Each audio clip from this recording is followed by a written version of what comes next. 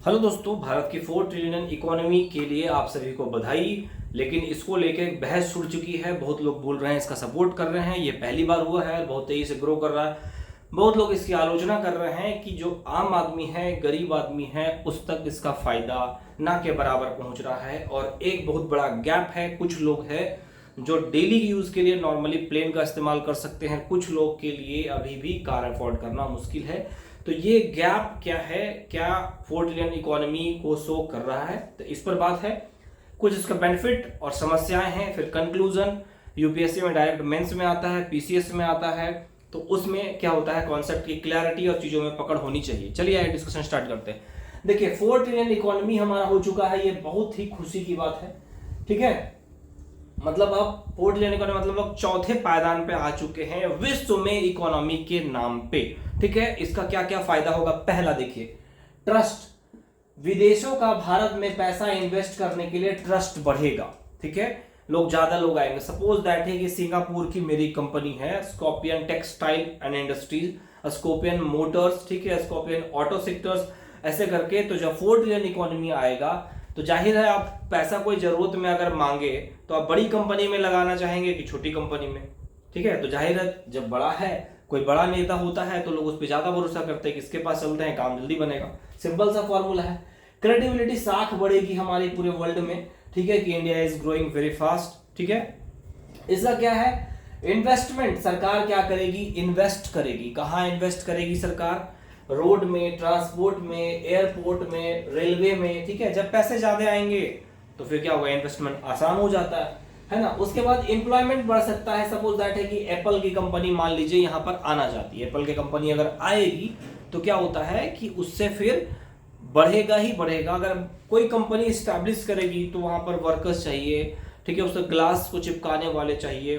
ठीक है, क्लीन करने के लिए, मेंटेनेंस करने के लिए, पैकिंग करने के लिए, सिक्योरिटी प्रोवाइड करने के लिए, कैमरा फैसिलिटीज के लिए, ठीक है, रिकॉर्ड रखने के लिए, ऑडिट करने के लिए क्या होता है, बहुत सारे स्टाफ की जरूरत पड़ती है।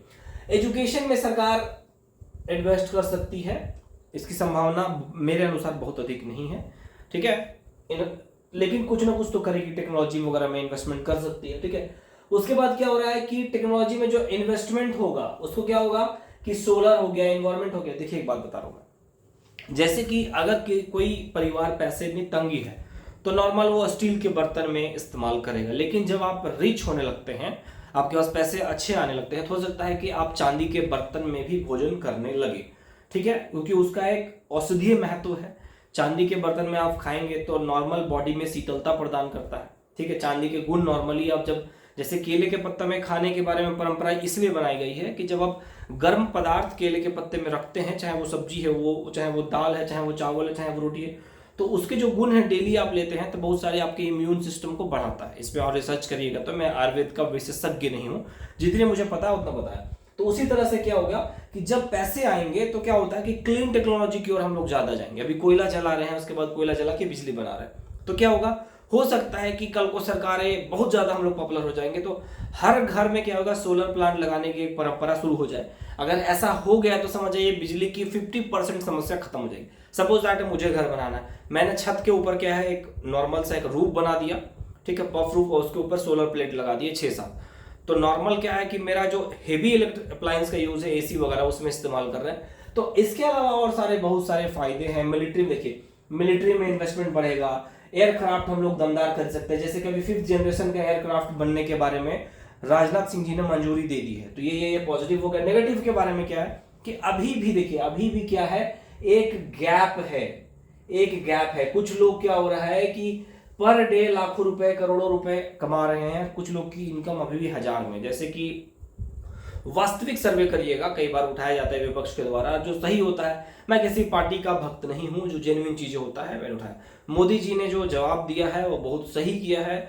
उनके द्वारा इकोनॉमी में पूरा प्रयास किया जा रहा है, लेकिन जो उनका कहना है कि जो आगे बढ़ सकते हैं वो उनको बढ़ाऊंगा। ठीक है, किसी को खींचने के चक्कर में आगे जो तेज है उसको रोकना समझदारी नहीं है। ये इस पॉलिसी पर काम करते हैं, जहां तक अभी तक मेरी समझ है। ठीक है, तो कुछ लोग बोलते हैं गैप है कि 4 ट्रिलियन इकोनॉमी आ रहा है, कोई लोग महंगा से महंगा एयरपोर्ट इस्तेमाल कर रहे हैं, मर्सिडीज इस्तेमाल कर रहे हैं, रोल्स रॉयस इस्तेमाल कर रहे हैं, और कोई अल्टो भी अफोर्ड करने में अभी भी बहुत लोग को दिक्कत है। दिक्कत है दोस्तों। बरसात में लोग बाइक में चलते हैं, आप देख लीजिएगा, इसका मतलब दिक्कत है। कोई 15,000 20,000 में 30,000 में अभी भी 5,000 में गुजर कर रहा है और किसी की इनकम करोड़ों में है। तो देखिए, आप ये कह देना कि वो एक अनएजुकेटेड है, ठीक है, फर्क ये है कि आप एक बहुत प्रिविलेज क्लास में पैदा हुए हैं।